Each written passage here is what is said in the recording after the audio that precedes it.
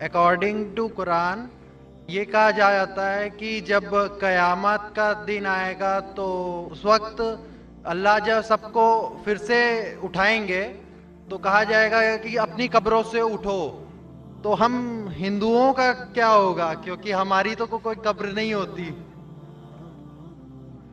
بھائی صاحب کا سوال ہے کہ وہ کہتے ہیں کہ قیامت کے دن جب اللہ تعالیٰ واپس سے ہمیں دوسری زندگی دیں گے تو کہیں گے اپنے قبروں سے اٹھو. ہندو بھائی صاحب پوچھے کہ ہندو لوگ تو قبر میں دفنائے نہیں جاتے، ہندو بچے دفنائے جاتے نا. ہندو بچے ہندو مذہب میں چھوٹا بچہ ہے اس کو جلایا نہیں جاتا، اس کو دفنایا جاتا ہے. پھر بھی کئی مسلمان ہیں جو ڈوب کے مرتے، جو جل کے مرتے، ان کو بھی دفنایا نہیں جاتا ہے، جن کی ہمیں ملتی نہیں. یہ جب اللہ تعالیٰ کہیں گے کہ پھر سے ہم زندگی دیں گے، ضرور نہیں کہ آپ قبر میں سے لے آ جائیں گے. جو بھی انسان مر چکا ہے اس کے نئی زندگی دی جائیں گے. قرآن مجید میں اللہ تعالیٰ فرماتا ہے کہ اللہ اس میں جان ڈالیں گے، پھر موت دیں گے، پھر سے جان ڈالیں گے. تو اللہ جان ڈالیں گا، چاہے وہ قبر میں ہے، چاہے جلایا گیا ہے، چاہے ڈوب گیا ہے، جو بھی حالت میں ہے اللہ اس انسان میں پھر سے جان ڈالیں گے. اور اللہ تعالیٰ کو جان ڈالنا بہت آسان ہے، چاہے آپ دفنائے گئے ہیں یا چاہے جلا دیے گئے. اللہ تعالیٰ فرماتے جب غیر مسلم کے اعتراض کرتے اللہ سے اور اللہ سے پوچھتے ہیں کہ جب آپ دفنائے جائیں گے اور قیامت کے روز جب انسان اٹھائے جائیں گے تو اللہ تعالیٰ ان کو ہڈیاں کو کیسے جوڑیں گا؟ جیسے آپ پوچھ رہے نا، اللہ تعالیٰ جو قبر میں ان کو اٹھائیں گے، ہم قبر تو نہیں گئے. تو لوگ پوچھتے ہیں، قرآن مجید میں کا ذکر ہے سورہ قیام میں سورہ نمبر 75 آیت نمبر 3-4 میں کہ اللہ تعالیٰ ہڈیاں کو کیسے جوڑیں گا؟ تو اللہ تعالیٰ فرماتے ہیں اللہ ہڈیاں کو ہی نہیں جوڑ سکتا ہے، آپ کے انگلیوں کے پور پور کو جوڑ سکتا ہے. انگلیوں کے پور پور. آپ سوچتے ہیں اللہ تعالیٰ کیوں کہتا ہے کیا انگلیوں کے پور پور کو جوڑ سکتا ہے؟ آج کی سائنس یہ کہتی ہے. سر فرانسس گولڈن ایک سائنٹسٹ ہے جو سن 1880 میں ایک ڈسکوری کیے کہ فنگر پرنٹنگ میتھڈ کہ دو انسان کروڑوں لوگوں میں بھی ان کے فنگر پرنٹ یکساں نہیں ہو سکتے. تو اللہ تعالیٰ فرماتے ہڈیوں کو تو چھوڑو، میں آپ کے انگلیوں کے پور پور کو اکٹھا کر سکتا ہوں اور ہو بہو ویسے پیدا کر سکتا ہوں. تو اللہ کے لیے پھر سے جان ڈالنا بہت آسان ہے، چاہے وہ انسان دفنایا گیا ہے یا جلایا دیا گیا ہے یا ڈوب کے مرا ہے. اللہ کو پھر سے جان ڈالنے میں، چاہے وہ مسلمان مرا یا ہندو مرا یا عیسائی مرا، اللہ کو جان ڈالنے میں بہت آسان ہے، کن فیکن. اور پھر سے ہمیں نئی زندگی دی جائیں گی اور پھر حساب کتاب کیا جائے گا. اور حساب کتاب میں اگر آپ اللہ کے احکامات پہ عمل کیے تو انشاءاللہ آپ جنت میں جائیں گے، اس دنیا کے امتحان میں سفلتا پائیں گے. لیکن اگر ان کے احکامات پہ آپ نے نہیں چلے، ان کے مطابق نئی زندگی بسر کرے تو آپ اس زندگی میں سفلتا نہیں پائیں گے. اسلام کہتا ہے کہ ایک ہی بار آدمی پیدا ہوتا ہے، ایک ہی بار مرتا ہے اور بعد میں قیامت ہوتی ہے. لیکن آپ دیکھیں گے دنیا میں کہ کوئی بیرا منہ مطلب ڈیف اینڈ ڈم ہوتا ہے پیدا ہوتے ہی، بلائنڈ ہوتا ہے، ہینڈیکیپ ہوتا ہے جس کا پیر بھی نہیں رہتا ہے. اور تو ایسا کیوں ہے؟ اور دوسرا بات یہ بھی ہے کہ مرنے کا بھی طریقہ سب کا الگ الگ ہے. کوئی ایکسیڈنٹ میں مر جاتا ہے، کوئی رائٹس میں مرتے، کوئی کیا نیچرل وے سے مرتا ہے. تو ایسا کیوں ہے دنیا میں؟ مہیش بھائی کا سوال ہے کہ اسلام میں ہم اس دنیا میں ایک بار آتے پھر مرتے، پھر قیامت پہ پھر سے اٹھائے جاتے، اس دنیا میں ایک بار آتے. تو ایسا کیوں کہ کوئی لوگ جو پیدا ہوتے ہیں، کوئی اپائش پیدا ہوتے، کس کی ٹانگ نے، کس کا ہاتھ نے، ایسا کیوں؟ کوئی لاچار پیدا ہوتے. قرآن مجید میں اللہ تعالیٰ فرماتے ہیں کہ آپ کے بچے، آپ کی بیویاں، آپ کی دولت آپ کے لیے فتنہ ہے، آپ کے لیے امتحان ہے.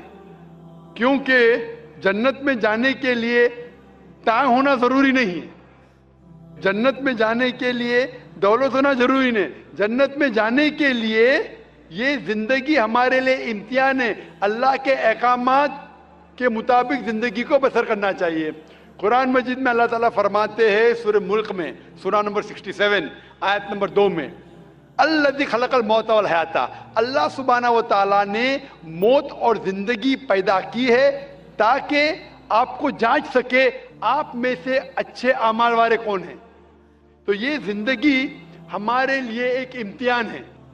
آپ کا اچھا سوال تھا کہ کیوں کچھ انسان پیدا ہوتے اپاہج, کوئی بیمار, کوئی اچھے صحت مند, کیوں؟ اس کی وجہ ہے کہ جب آپ ایگزامینیشن میں بیٹھتے ہیں, ہر سال ایگزامینیشن پیپر بدلتا ہے کہ نہیں؟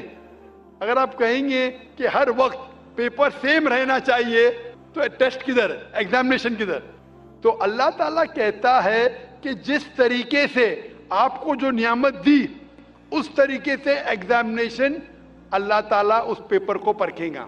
مثال کے طور پہ اگر ایگزامینیشن پیپر آسان ہے تو ٹیچر اس کو اسٹرکٹ طریقے سے جانچتا ہے. اگر پیپر مشکل ہے تو ایگزامنر اس کو آسانی سے جانچتا ہے. تو اسی طریقے سے اللہ تعالیٰ فرماتے قرآن مجید میں, آپ کے بچے, آپ کی فیملی, آپ کی دولت آپ کے لیے فتنہ ہے, ایک ٹیسٹ ہے. اللہ تعالیٰ ٹیسٹ کر رہا ہے اس بچے کے والدین کا. دیکھنا چاہتا ہے کہ اگر بچے کو پیدا کرتے اپاہج, یا بچہ جب پیدا ہوتا ہے دل کی بیماری کے ساتھ, وہ دیکھنا چاہتا ہے کہ پھر بھی اس کے والدین اللہ پہ ایمان لاتے کا نہیں. اور جتنا ڈیفیکلٹ ٹیسٹ اتنا بڑا ریوارڈ. آپ اگر ایک عام بی اے گریجویشن پاس کرتے ہیں تو آپ کا نام مہیش ہے, وہ مسٹر مہیش ہی رہے گا, بدلے گا نہیں. لیکن آپ اگر میڈیکل ایگزامینیشن پاس کرتے ہیں, MBBS پاس کرنے کے بعد آپ کے نام کے آگے لگ جائے گا ڈاکٹر, کیونکہ میڈیکل ایگزامینیشن پاس کرنا مشکل ہے. مشکل ایگزامینیشن پاس کرتے ریوارڈ بھی زیادہ ہے. تو اللہ تعالیٰ الگ لوگ کو ڈفرینٹ ایگزامینیشن میں ڈالتا ہے. کسی کو دولت دیتا ہے, کسی کو غریب بناتا ہے. جب دولت دیتا ہے وہ دیکھنا چاہتا ہے کہ دولت کے بعد یہ انسان زکوٰۃ دے رہا ہے کہ نہیں, خیرات کر رہا ہے کہ نہیں. وہ غریب انسان کو زکوٰۃ میں 100% مارکس مل چکے, غریب انسان کو زکوٰۃ ہی نہیں دینے کا. ہم بولتے ارے بیچارہ غریب ہے, اس کو 100% مارکس مل گئے. زکوٰۃ میں غریب کو 100 میں سے 100 ملتا ہے. وہ امیر ہے جو شاید تھوڑی زکوٰۃ دے گا تو اس کو 100 میں سے شاید 10 مارکس ملے, برابر زکوٰۃ دیں گا تو زیادہ مارکس ملیں گے. وہ غریب کو زکوٰۃ کے ٹیسٹ میں 100 میں سے 100 ملتا ہے, اس کو زکوٰۃ دینے کی ضرورت ہی نہیں. لیکن اس کو شاید دوسرا ٹیسٹ ہوگا, اس کو ٹیسٹ ہوگا. وہ غریب انسان ایک روم میں ہو سکتا ہے 10 لوگ رہ رہے, وہ حجاب کیسا کرتا ہے, برابر سے حجاب کر رہا ہے کہ وہ ٹیسٹ ہے. ہو سکتا ہے انسان امیر ہے, اس کا بیٹا جیسے اپنے اپاہج پیدا ہوتا ہے. تو اللہ تعالیٰ دیکھنا چاہتا ہے کہ اس امیر انسان کو میں نے دولت دی, عیش و آرام دیا, ابھی اس کے بچے کو اپاہج پیدا کرتا ہوں, دیکھنا چاہتا ہوں کہ یہ پھر بھی اپنے رب کی عبادت کرتا ہے کہ نہیں. جو آدمی کمزور ہے وہ بولیں گے ارے کیا یہ اللہ تعالیٰ, نعوذ باللہ, میرے لیے کیوں یہ مشکل پیش آتا ہے. جو سچا مومن رہے گا وہ کہیں گے الحمدللہ, فائدہ ہوئے گا تو بھی الحمدللہ, نقصان ہوئے گا پھر بھی الحمدللہ. یہ مومن کی جانچ ہے. تو یہ دولت, غریبی, صحت, اپاہج, دل کی بیماری, یہ ٹیسٹ ہے. اسی لیے ہمیں ان لوگوں کو دیکھنا چاہیے, ان لوگوں کو مت دیکھو جو آپ کے اوپر ہے. آپ ان لوگوں کو مت دیکھو جو آپ کے اوپر. میں کہہ رہا تھا نا, مثال دے رہا تھا, وہ گاؤں کا آدمی دیکھتا ہے گاڑی چاہیے, فلیٹ چاہیے, بنگلہ چاہیے, پھر سے گاؤں میں آ جاتا ہے. ان لوگوں کو دیکھو جو آپ کے نیچے ہے. اور ایک انگریزی میں کہاوت ہے جو میں اردو میں ترجمہ کروں گا. ایک شخص ہمیشہ روتا تھا کہ کیوں میرے پاس جوتی نہیں ہے, کیوں میرے پاس جوتی نہیں ہے. جب اس نے ایک انسان کو دیکھا جس کے پیر ہی نہیں تھے, اللہ سے شکایت کرتا تھا میرے پاس جوتیاں کیوں نہیں ہیں. جب اس نے انسان کو دیکھا جس کے پیر ہی نہیں تھے, وہ اللہ کا شکر ادا کم از کم میرے پیر تو ہے. تو اللہ تعالیٰ ڈفرینٹ لوگ کو ڈفرینٹ امتحان لے رہا ہے. کس کو دولت, کس کو غربت, کس کو صحت, کس کو بیماری, جو بھی ہے. اگر آپ جس حالت میں ہیں, اگر اللہ ہمارے خالق کا کہنا مانتے تو اس دنیا میں سفلتا پائیں گے. یہ ہمارے لیے امتحان ہے دنیا. جس طریقے سے سورہ ملک میں کہا گیا ہے, سورہ نمبر 67 آیت نمبر 2, اللہ نے زندگی اور موت بنائی ہے جانچنے کے لیے آپ میں سے کون شخص اچھا ہے. Hope the answer the question.